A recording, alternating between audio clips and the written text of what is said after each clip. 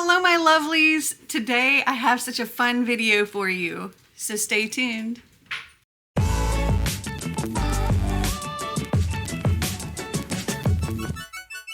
So some of you may remember from earlier in the year, I created a game called Better Book It. And looks like this. It's a fun little board game. The way it works is I roll a single die and I make my way around the board, and whatever place I land on, I have to read something before I can continue on. And if I complete the board over the time period that I'm giving myself, then I get to remove a spin from my TBR wheel. If I don't complete it, then I have to add an extra spin. And that's not just like adding a mark, but adding a whole other spin. And it is currently Friday, December 6th, and it's almost noon at this point, so I'm kind of starting late. But I'm giving myself the rest of the day, Friday, all day Saturday, and all day Sunday until I go to bed on Sunday night to complete this. So if you want to see the first video I did with this, and I go over like all of the spaces and what they all mean, I will link that up above for you to go check out. I have played this, I think only twice now for the public or for everybody. And I've played it a few times as well for just my coffee patrons. And so it's been a while since I've played it for all of y'all. So I'm excited to play it this month. And I've got my die. I've got Cedric here. He's my little Nomi friend. He's going to be my little place marker. Also, I got a book in the mail today. So I'm going to go ahead and show you this because there's a very good chance that new purchase could come up in this very first roll, and probably whatever's in here would be what I use for my new purchase. Though I did purchase some other books fairly new, like I bought some on Black Friday and stuff, so I could use one of those as well. I can't remember what this book is. That's what I'm thinking. If this is like part of a series or something, then I could always do like one of the other books. Okay, no, this is actually a standalone. This was a book that I pre-ordered, and I pre-ordered it from Barnes & Noble. That is The Last One by Rachel Housel Hall, and it has these beautiful sprayed edges. There are gods, there are humans, and then there's her. Ooh, hold on. This is what the book looks like without the dust jacket. And then the end pages look like this. Okay, so I am hoping for my first book to be like maybe something small, quick read. So maybe I could use something like a graphic novel for something. A book that I don't have an audiobook for, perhaps, because I want to physically read for a little while because my earbuds are currently charging. So that's kind of what I'm aiming for. A good choice, I think, would be The Santa Company by Berlinda Wall. It's a little over 100 pages, like 122 pages, and the text isn't like super small or anything. So I think this would be a quick physical read. But I do have some graphic novels on my These Books Will Self-Destruct shelf that I could read as well if something comes up that'll work with. Okay, so let me turn the camera facing down towards the game and we'll see what we get. Okay, sorry for the chomping noises. Snicker has a bone or something. Alright, here's my die. Let's roll. Okay, let me turn this so you can see.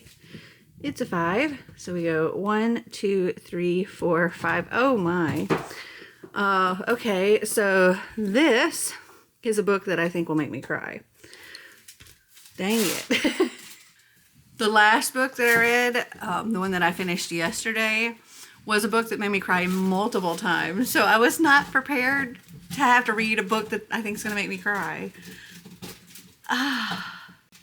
Okay, I'm going to have to think a little bit and maybe look some stuff up and see what books I think might be able to do that. Just looking at my stack from like my actual TBR, maybe the closest thing I have would be The Smell of Other People's Houses. I think maybe there's a chance there's something in here that could make me cry. You know what? I mean, it does have a blurb here from the Wall Street Journal that says, a seamless and continually surprising story of risk, love, redemption, catastrophe, and sacrifice. And with that whole catastrophe and sacrifice, I think that, yes, this, I believe, could be something that can make me cry. So I'm going to go with this one, because I think this is probably the best choice out of what I have. And again, it is a short book, 223 pages. And again, the text is not like super small or anything. So I think this is what I'm going to go with for my first prompt. Okay, so only 4 pages in, and Ruth, this is, I think it's told in maybe in different times, but like I'm just on the first chapter, or the prologue even, and it's Ruth 1958 to 1963, the way things were back then. And yeah, so just on page 4, already, Ruth's father has died in a plane crash. Her mother gave birth to her sister Lily the day after her mother got the letter saying that he had died. And Lily and Ruth have to go live with the grandmother right after Lily's born because their mother is not okay. So yeah, I think this was probably a good choice for a book that might make me cry.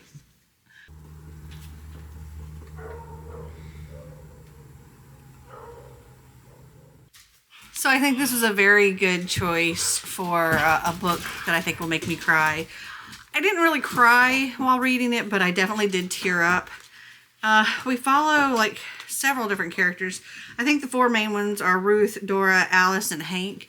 And it's just how, well, they live in Alaska in Fairbanks. And it talks about fishing camps and just like a little slice of life from each of them, and how all their lives kind of intertwine with one another. And there's a lot of sad stuff that happens in here. But yeah, this is really good. I think I'll give this one a 3.5. And now I have to roll the dice to pick another book. Okay, let's roll and see what we get. 3. So we go this way. 1, 2, 3. Oh, that's a big book. Okay. Okay. I'm going to take my robe off. Okay, I think for a big book, I want to say anything that's over like 450 pages. See what I've got. So we got Frost Heart, or Voyage of the Frost Heart. Let's see how many pages this has. 440, so that doesn't work. I have Furyborn by Claire Legrand. Okay, this one could work because it's 494 pages. So I might do that. This is also my Buddy Read with my coffee patrons. And then I also have The Brightest Night by Jennifer L. Armentrout. This one's over 500 pages. It's, well, there's like an extra little bonus thing at the end, so it's 510 pages. The text is pretty small, too, in this book. Let me see how it looks on Furyborn. Not terrible. So I think maybe I'll go with this. I'm probably not going to finish it tonight, but I'll get started and come back and give you my initial thoughts once I get a little bit into it.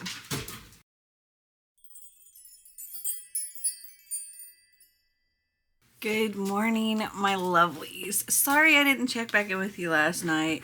I did get a good chunk read. I am currently here.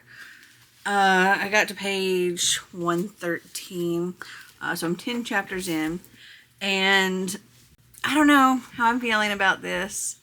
The prologue got me. Like, I was hooked, and then it dropped. Like, so in the prologue, this queen has just given birth, and we have these 2 characters. They're like something between like angels and humans or something like that. They've got like, they're super powerful and all that. And the younger one, it's him and his father. He hates the queen because she killed her husband, the king. And now she's about to give birth to this child. There's some angel or some being that can like God or something that can take over. And right after the baby's born, his father can sense this God trying to take over his body, and or this angel or whatever it is trying to take over his body, and he warns his son, and he's fighting with this thing, and he throws himself out the window. The queen apparently is dealing with this same thing, and the son had no idea that the queen was dealing with this, but he was still like hating on her because of, you know, her killing the king. And she ends up like thrusting the princess, you know, her new baby, at him, and he's like, I think he said he was like 8 years old or something, and now he's got to go and like escape and take care of the princess. I was here for it. I was feeling it, and then it changed to like I think 2 years before that, and so I guess we're leading up to that happening, and I was just kind of like, okay, well maybe it'll get picked back up, but it's going back and forth in chapters between the queen, Eliana, the queen, Rael, and then Eliana, who is like a bounty hunter and assassin, and a more bounty hunter, and she brings them in to be put to death. But Eliana is like 1,000 years in, you know, Eliana's now, and Queen Rael is 1,000 years in the past. And it's coming to be noticed that Eliana has special abilities, which several people have special abilities in this world, but they only have like one, like sun summoning or earth whatever, or, you know, one thing. And apparently she has all of them. This group wants her to join them, Invictus, and she is really not interested, but she wants to get her family away from this life and danger and all of that. And so she's been saving up money. And now she's got this last job that's going to give her enough money to at least get her family away, but she'll have to join Invictus afterwards. But then her family, her mother gets, or her stepmother, it's the woman who's raising her, she gets kidnapped, and Eliana is desperate to find her. And so the person that she was supposed to be retrieving for this $20,000, she's now working with this person to help find her mother. And I don't know, it's okay. Like I said, it has picked up a little bit from where it dropped off. I'm feeling like this is going to be a 3-star for me, though, because it's just not super captivating for me. But here in about 9 minutes, or in exactly 9 minutes, I'm going to be starting a live show with my coffee patrons. So twice a year we do a 24 and 48 readathon, and I go live literally 12 hours each day and hang out with them, and we read together and all of that. So I'm going to be live from 10 a.m. to 10 p.m. today and tomorrow. So I should get lots and lots of reading in, and we'll continue with the game and all of that. But this is going to take me a good chunk of time to get through. So I really hope that we can get through this and it maybe at least one more book on the game before the end of the day, because like I'm only on the second row and there's 5 rows. So I'm a little concerned that I'm not going to have enough time to finish the game, and then I'm going to get the punishment. Fingers crossed. There's some spots that we can get lucky with, but there's also some spots that we can get very unlucky with too. All right, I'll talk to you later. Okay, you want to say hi to the vlog? Hello, vlog. Okay, so I just finished Furyborn by Claire Legrand, and I enjoyed it a lot more than I thought. Like maybe halfway through, I was, by that point, I was like, okay, well, I'm enjoying Rael's story, which I think I misspoke earlier. Rael was the one that they had just, it had just become known that she had abilities of the different elements. And it was going back and forth, so it could get a little tricky to follow which storyline. But yeah, so up until about halfway through, I was thinking this is going to be a 3-star read for me. I'm not going to continue the series. But the second half, I enjoyed significantly more. I definitely enjoyed Rael's story where she was going through these trials to see if she could control all 7 elements. And Eliana's story, it kind of gave me, for like the first 3/4 of the book, it gave me the vibe of the main female character in An Ember in the Ashes when she's searching for her brother, where Eliana is searching for her mother. But about 2/3 to 3/4 of the way in, her story got more and more interesting. Also, I know it says YA, and there's only like one mention of a character towards the end being 16. But other than that, this did not feel YA, because like there's some steamy scenes that are not fade to black. They're definitely not fade to black. I quite enjoyed it, so but I can't really think of these characters as teenagers. I mean, especially considering something, I can't tell what that is, but considering something that you kind of figure out later on in the story, yeah. I can't say anything without spoiling it. But I actually really enjoyed it, and the closer it got towards the end, the more I'm like, yeah, I'm going to end up wanting to continue this series after all. I like this a lot. I probably will reread this again one day in the future when I go to read the next one, because there may have been bits and pieces that I didn't fully grasp, because, like I said, it was a little confusing at first going back and forth between the two stories, but I'm going to give this one a 3.5, and I'm definitely going to continue the series. I do believe that I actually have the second book as well, so that's good. I think I do anyway. All right, so now we need to go downstairs and roll the dice and see what our next thing's going to be. And I am currently live with my coffee patrons. We're in the middle of a sprint right now. I was like, I need a sprint that's long enough for me to finish the book, talk about the book, roll the dice, and pick my next book. So let's go do that. Okay, let's roll my dice here. Ooh, a 6. That's good. Hopefully. 1, 2, 3, 4, 5, 6. Okay, this is a sci-fi or fantasy. Okay, so for this one, I decided to go with one of the books off of my These Books Will Self-Destruct shelf.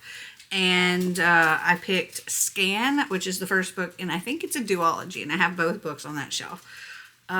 This says, what is the secret behind his father's invention, and why are so many killing for it?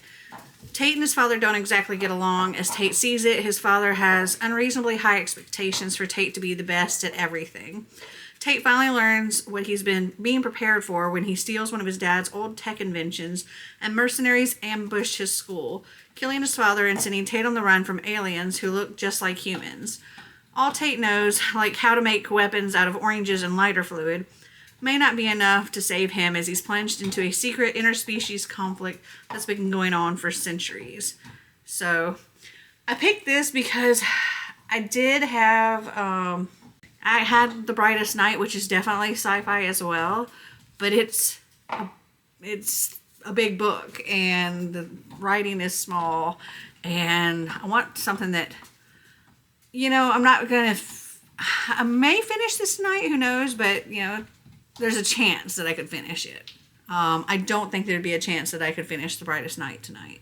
And I want to try to get as far down, because we're only like halfway through the board at this point. And I only have like a few hours today and then tomorrow. My hair is just not being cooperative today. Okay, so that's what I'm going to read, and hopefully I enjoy it. And if I don't, then that means I can get rid of this and the sequel off of my These Books Will Self-Destruct shelf, so yay. Okay, so I just finished my 12-hour live reading sprints with my coffee patrons, and it's now 10:15. I have finished Scan by Walter Jury and Sarah Fine, and I really, really enjoyed this. It was very fast-paced. Most of it was like, you know, all these different people chasing them and trying to get this device, and trying to figure out who they can trust and getting from one situation to another. And I really enjoyed it. I think I'm going to give it 4 stars. I really, really enjoyed it. And I hope that the next one actually I can put on here somewhere, because I want to go right into the next one. This was a super quick read too. All right, so let me turn this around and we will roll to see what we get next. Okay, here we go. 6 again, okay. It's too bad it's not a 1, because that would have me skip right to the end. But we have 1, 2, 3, 4, 5, 6. Ooh, that's handy. That's a graphic novel. So that'll be a quick, easy read. Very cool. If I end up here, I could totally do Burn, which is the sequel to Scan, and do that for my mood read if I want to. But now I gotta go pick out a graphic novel. Okay, so I don't think I'm gonna start this tonight because I kind of want to just relax for the rest of the night and then get started back in the morning. Hopefully I'm close enough to the end that I can get this knocked out tomorrow. I mean, there is one that can make me go backwards, so hopefully that doesn't happen. But what I decided to go with is a Christmassy one. This is Scrooge, #worst gift ever. And these are fun. They're like told in text and emojis and stuff like that. And I think it'll be a fun retelling of A Christmas Carol. But yeah, that's what I'm going to start my day with tomorrow. And tonight I'm just going to relax for the rest of the night. Plus my battery is almost dead. So I will see you tomorrow.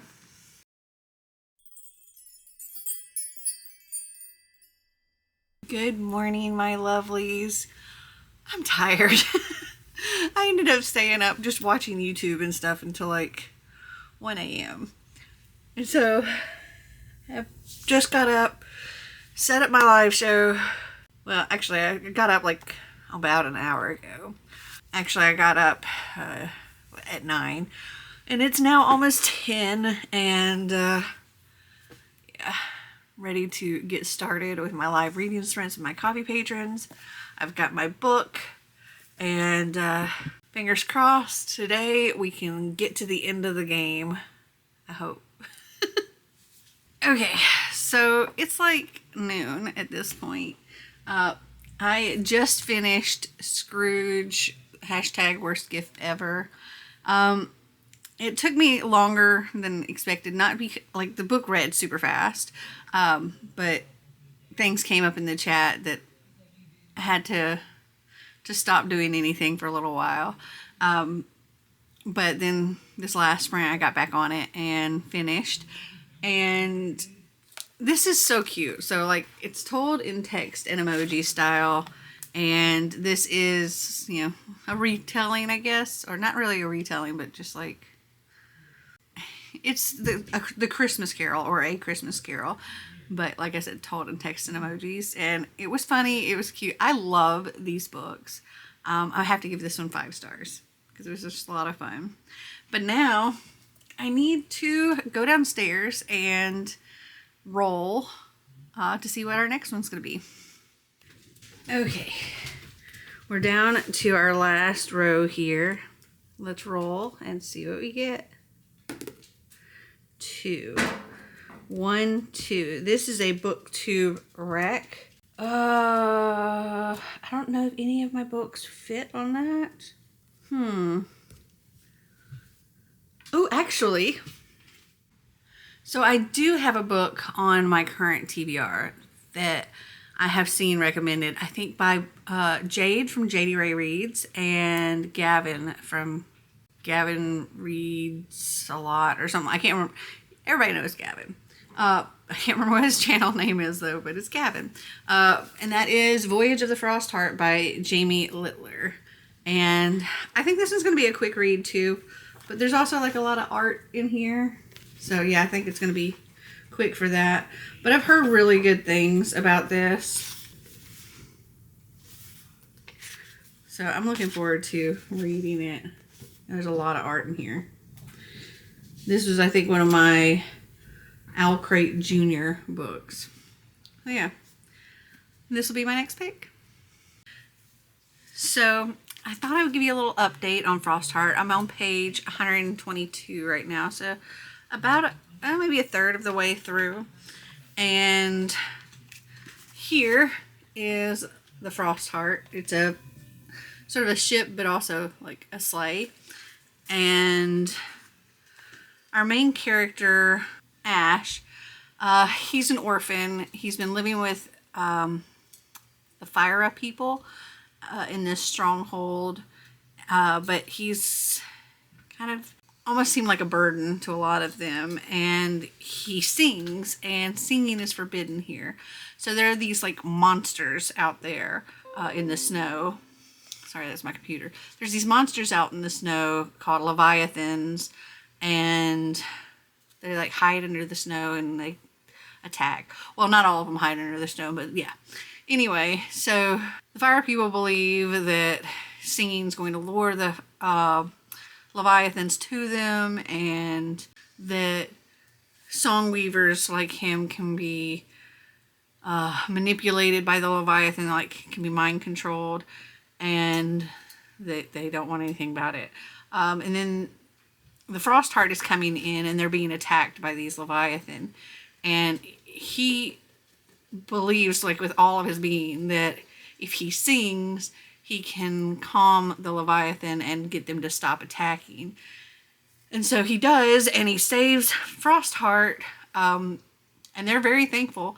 But the people of his stronghold are like, no, you got to go. And so he's being exiled. And also, this Yeti here was his guardian. He was the last one that would be willing to take him. And he's kind of forced upon him. But his name's Tobu.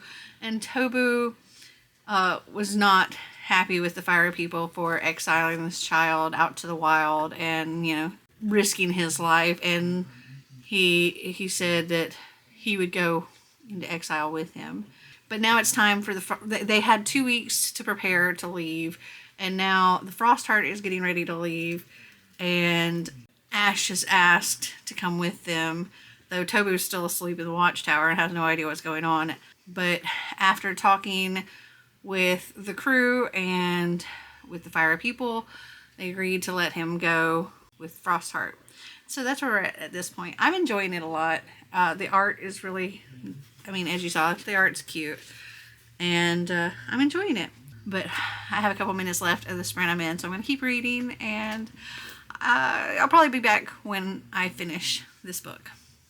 Okay, so I've had many distractions today, so I have not read nearly as quickly as I would have liked. It's currently 10:34 p.m. and I just finished Frostheart. I enjoyed this a lot. I'm giving it 4 stars. And so he ends up joining the crew of the Frostheart. And, you know, he meets all these different characters, and he's really hoping to find his parents because they left a long time ago and never returned. But he's always remembered this lullaby that was sung to him. And as he's leaving, like the head guy of the Fire people gave him a message that his father made him keep until Ash was ready. And so he gave him this message, which was another verse to this lullaby. And it's kind of leading him on this path to, I guess, find them. And he's meeting other characters along the way and finding other clues along the way. And I really, really enjoyed it. And I actually want to get the sequel as well.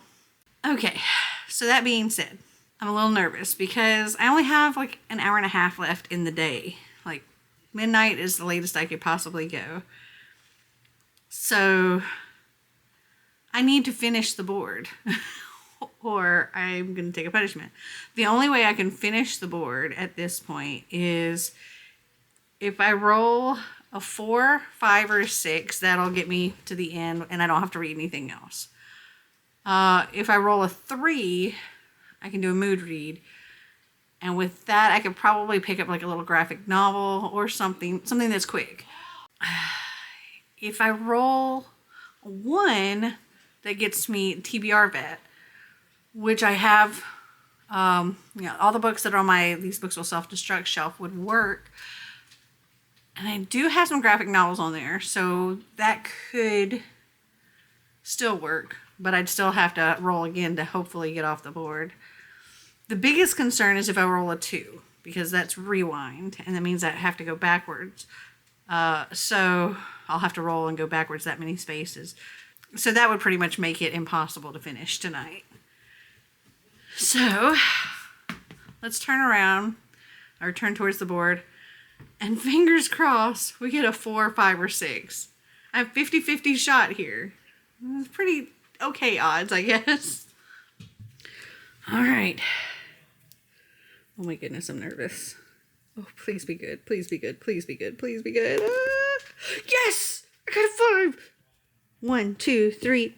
Bam! I can't believe I did it. Oh my gosh. I can't believe that actually worked. Wow. Wow. Okay.